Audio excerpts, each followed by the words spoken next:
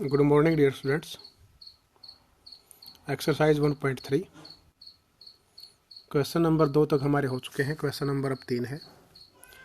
दोनों मीडियम का हम एक साथ करेंगे क्योंकि इसमें इंग्लिश और हिंदी का इतना ज़्यादा वो प्रयोग नहीं है। हम स्टेटमेंट पढ़ लेते हैं पहले। Express the flowing in the form p by q. P by q का मतलब होता है कि उन संख्याओं को, जैसे हम बटा में लिखते हैं ना, रेशनल नंबर जिनको बोला जाता है, जैसे 2/3 है या कुछ भी और संख्या में 1/5 है, 3/5 है, कुछ भी संख्या हो सकती है। इस तरह की संख्याओं में हमने इस संख्या को कन्वर्ट करना है। वेयर पी एंड क्यू, यानी कि नीचे वाली संख्या, क्यू का मतलब देखिए आप नीचे है, यहाँ पर क्यू जो है वो 0 नहीं हो सकती, क्योंकि अगर किसी नंबर के नीचे या संख्या के नीचे हम 0 ले लेते हैं तो इन्फिनिटी हो जाती है, यानी कि अपरिभाषित हो जाती है। तो इसीलिए बोल रहे हैं कि नीचे वाली संख्या 0 नहीं होनी चाहिए। बस हमारे इसके अंदर 3 पार्ट हैं, तीनों पार्टों में एक जैसा ही नियम लगेगा। और आपको बता देते हैं, जो क्वेश्चन नंबर 4 है ये बिल्कुल इसी तरह से है। ये सिर्फ देखिए 0.9 बार हम इसको लिख सकते हैं। जो ये संख्या है, क्यों लिख सकते हैं? अगर वही संख्या बार बार रिपीट हो तो हम उस संख्या के ऊपर बार का निशान लगा देते हैं, तो वो संख्या इसी रूप में मानी जाती है। या फिर इस संख्या को अगर हम लिखना चाहें तो इस प्रकार ही लिखेंगे, यानी कि 0.999 चलती ही रहेगी। और डैश डैश का मतलब है कि कहीं तक भी, इन्फिनिटी तक ये चलती ही रहेगी। तो आप समझ सकते हैं तीसरा क्वेश्चन और चौथा क्वेश्चन बिल्कुल एक जैसे हैं, यानी कि इसी का पार्ट आप मान सकते हैं। पहला पार्ट में देखिए आप 0.6 दिया गया है और चौथा क्वेश्चन में सिर्फ 0.9, इतना फ़र्क है। आप सिर्फ इसी बात को ध्यान रखेंगे। अब हम क्वेश्चन नंबर 3 का फर्स्ट पार्ट स्टार्ट करते हैं। हिंदी मीडियम वाले भी पढ़ लेंगे, एक बार स्टेटमेंट अपने देखेंगे। निम्नलिखित को P बटा क्यू के रूप में व्यक्त कीजिए, जहाँ P और क्यू पूर्णांक हैं तथा क्यू 0 के बराबर नहीं है। तो तीसरा पार्ट ये और ये, यानी कि तीसरे का पहला पार्ट और चौथे क्वेश्चन का पहला ये जो क्वेश्चन पूरा है हमारा, दोनों बिल्कुल एक जैसे हैं। तो अब हम क्या करेंगे देखेंगे।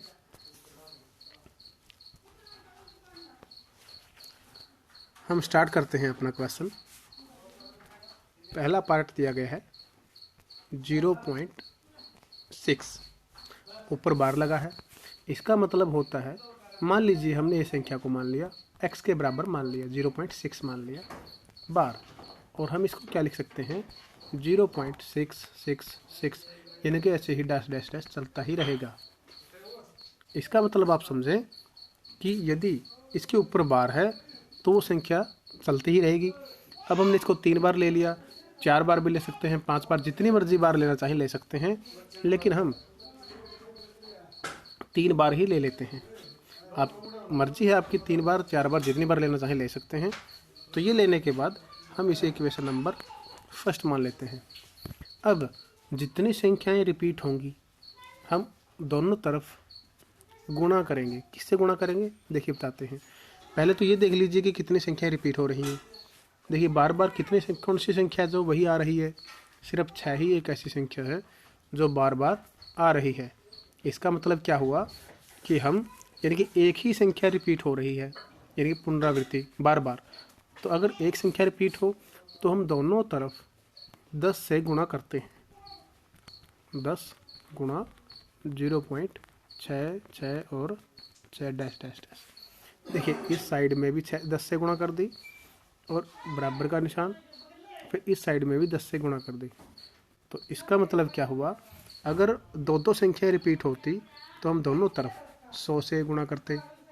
अगर 3 संख्या रिपीट होती तो हम 1000 के साथ, यानी कि जितनी संख्या रिपीट होंगी हम उतने से ही गुणा करेंगे। एक संख्या रिपीट होगी 10, 2 संख्या रिपीट होगी तो 100, 3 संख्या रिपीट होगी तो 1000, 4 संख्या रिपीट होगी तो 10,000। आपने इस बात को ध्यान में रख लेना है। अब हम क्या करेंगे, देखिए इसकी गुणा कर दी, 10 गुणा x क्या आ गया, 10x आ गया। अब जब भी हम गुणा करते हैं देखिए अगर सभी की सभी एक जैसी ही संख्याएं हैं, 10 से गुणा करेंगे तो क्या होगा, 1 डेसिमल यानी कि 1 दशमलव इस साइड में यहाँ पर ऐसे आ जाएगा। देखिए इस संख्या को हम इस प्रकार लिख सकते हैं 6.66, हमारे 2 6 बच जाते हैं। लेकिन मैंने अभी आपको बताया था कि इन डैश डैश का मतलब है कि पता नहीं कितनी 6 है, अनंत रूप से ये संख्याएं लिख सकते हैं। अब हम इस साइड में भी 3 ही रखेंगे ताकि आपको इस क्वेश्चन में घटाने में आसानी होगी। क्वेश्चन हम इसको इक्वेशन नंबर 2 मान लेते हैं। अब आप कहेंगे सर पहले भी 3 थे अब भी 3 है तो इसमें फ़र्क क्या पड़ा। देखिए एक बात मैं आपको बताता हूँ, 0.666 यहाँ पर इतने 6 हैं कि आप उनकी गिनती नहीं कर सकते, इन्फिनिटी है।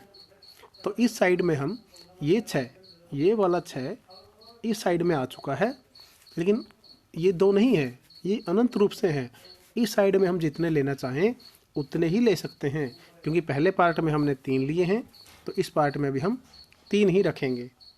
अब उसके बाद क्या होगा, 3 क्यों रखेंगे, क्योंकि हम इक्वेशन नंबर 2 में से 1 को घटाएंगे तो पूरी संख्या आपस में घटने में आसानी होगी। अब हम इक्वेशन नंबर 2 में से 1 को यानी कि समीकरण नंबर 2 में से 1 को घटाएंगे इस साइड से इस साइड वाले। यहाँ पर 10x है और वहाँ पर है x, तो हम क्या करेंगे, देखिए 10x माइनस का x आ गया। फिर इस साइड में है हमारा 6.666 डैश डैश डैश माइनस 0.3 बार 6 डैश डैश डैश। देखिए आप